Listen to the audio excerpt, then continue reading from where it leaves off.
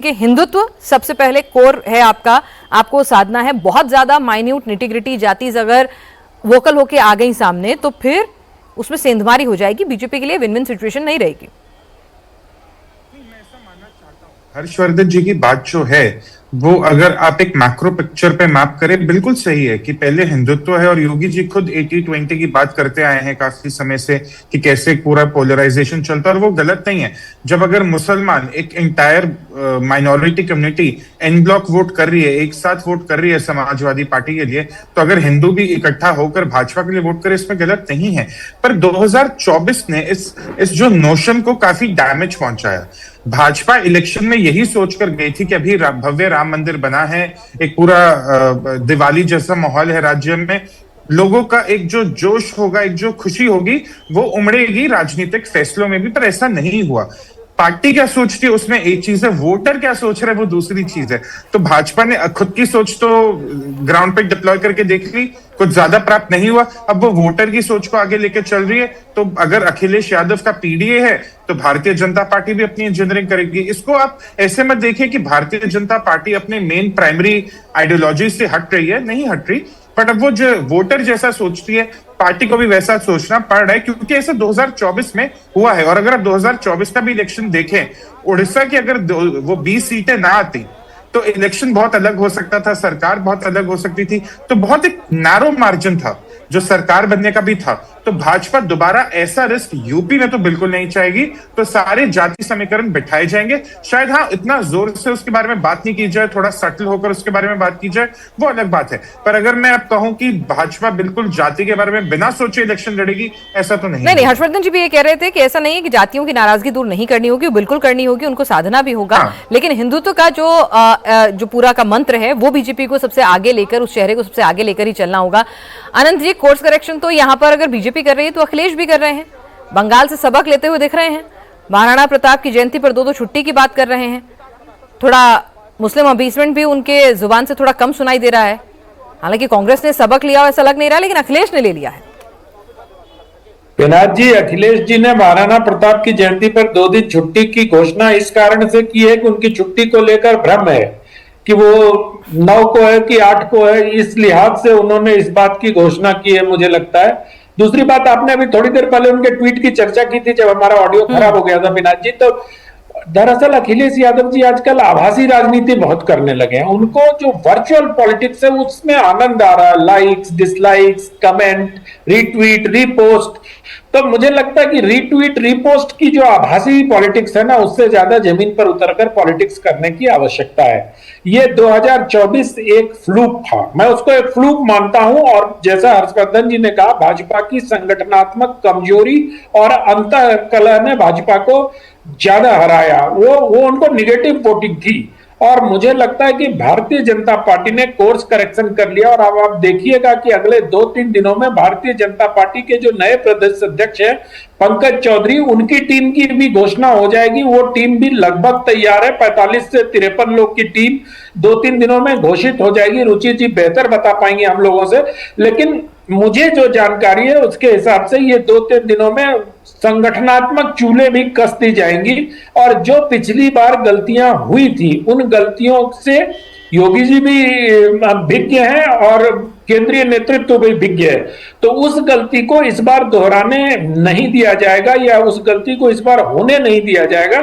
मुझे लगता है कि Bharatiya Janata party course correction में और अपनी गलतियों से सबक सीखने में मास्टर है, उस्ताद है। उस्ताद क्या, इसको थोड़ा सकारात्मक तरीके से कहना चाहिए कि गलतियों से सबक लेके और अपनी चूल्हे कस लेती हैं।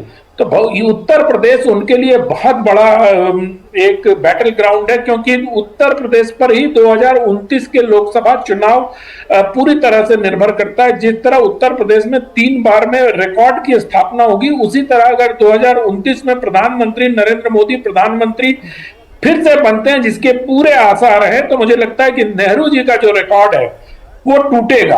और अब वो टूटता हुआ नजर भी आ रहा है। तो इन सब चीजों के मद्देनजर मुझे लगता है कि उत्तर प्रदेश के विधानसभा चुनाव को लेकर भारतीय जनता पार्टी बहुत ही संजीदगी से काम कर रही है।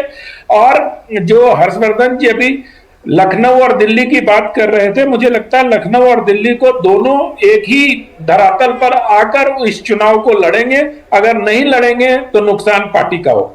बिल्कुल। और अनंत जी, बीजेपी के बारे में कहा भी जाता है कि ठीक है, अपनी इंटरनल कुछ आपके रिफ्ट हो सकते हैं, कुछ समस्याएं हो सकती हैं, जाहिर सी बात है, इतना बड़ा परिवार होता है, सबके अपने मतभेद भी हो सकते हैं, नाराजगी भी हो सकती है, लेकिन जब चुनाव की लड़ाई की बात आती है तो सीधे सीधे सभी लोग एकजुट हो जाते हैं कि भाई ठीक है, आपकी अपनी नाराजगी होगी, फिर चाहे वो बूथ लेवल के कार्यकर्ता की हो या बड़े नेता की हो, कि भाई अल्टीमेट गोल है चुनाव जीतना, पहले उसके लिए काम कीजिए, नाराजगी बाद में दूर की जाएगी। तो वो भी शायद रिफ्ट अब धीरे धीरे खत्म होंगे।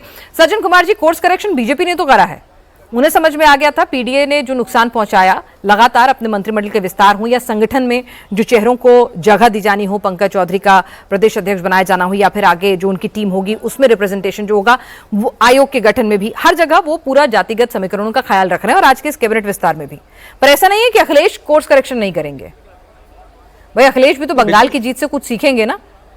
नहीं, ऑलरेडी उन्होंने, देखिए, अगर सफलता मिलनी ना मिलनी अलग बात है, लेकिन विधानसभा के जो नेता प्रतिपक्ष हैं वो माता प्रसाद पांडे हैं, ब्राह्मण समाज से हैं, जो प्रदेश अध्यक्ष हैं वो श्यामलाल पाल हैं, पाल समाज से हैं, पिछड़े वर्ग से हैं। तो ये एक परिपाटी उन्होंने की है कि जो मुस्लिम यादव सेंट्रिक एक इमेज बन गई थी, उसको तोड़ के आप रिप्रेजेंटेशन दे।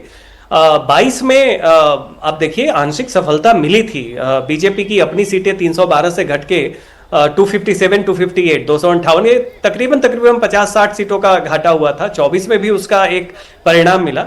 सबसे बड़ी अखिलेश की उम्मीद जो है और बीजेपी की चिंता, और जो हम सब जिसको देख पा रहे हैं, वो है कि कहीं ऐसा ना हो कि एक तो कन्वेंशनल वार होगा, बीजेपी बनाम समाजवादी पार्टी, कहीं बीजेपी के अंदर वो गुरिल्ला वार ना हो जाए, जिसकी खबर 2022 के पहले तो आ रही थी, लेकिन अंत में वो संभल गया चुनाव के पहले, जब प्रधानमंत्री मोदी का एक तस्वीर जो योगी जी के पीठ पे हाथ रख के जा रहे हैं उसने बांध दिया था। तो वो बीजेपी की एक संगठनात्मक और रणनीतिक कौशल को दिखाता है कि चुनाव से पहले आईसीयू मोड में कैसे वो मैनेज कर लेते हैं। 24 में वो नहीं हो पाया। सवाल ये है कि 2027 में अगर वैसा कुछ भी हुआ, और मान लीजिए वैसा परसेप्शन अगर ग्राउंड पे गया, तो यहां पे बात हिंदुत्व बनाम जाति की नहीं है। हिंदुत्व का नैरेटिव तभी काम करेगा जब जातीय फॉल्ट लाइन को आप एक समावेशी तरीके से बांध लेंगे।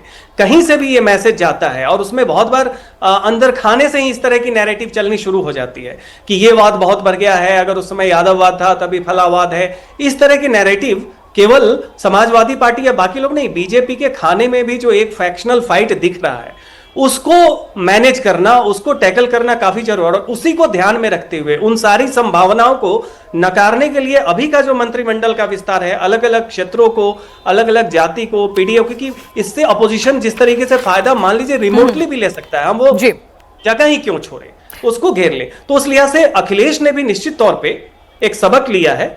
अलग अलग विविध जातियों को उन्होंने रीच आउट करने की कोशिश की है, चेहरे भी उन्होंने डाइवर्सिफाई किए। सवाल यह है कि क्या ब्राह्मण अखिलेश यादव पे और समाजवादी पार्टी पे भरोसा करेंगे, ये असली बात है। लेकिन जहां तक रीच आउट करने की बात है, अखिलेश ने 2022 से ये एक्सपेरिमेंट शुरू कर दिया है कि पार्टी की इमेज मुस्लिम यादव के बियॉन्ड जाए।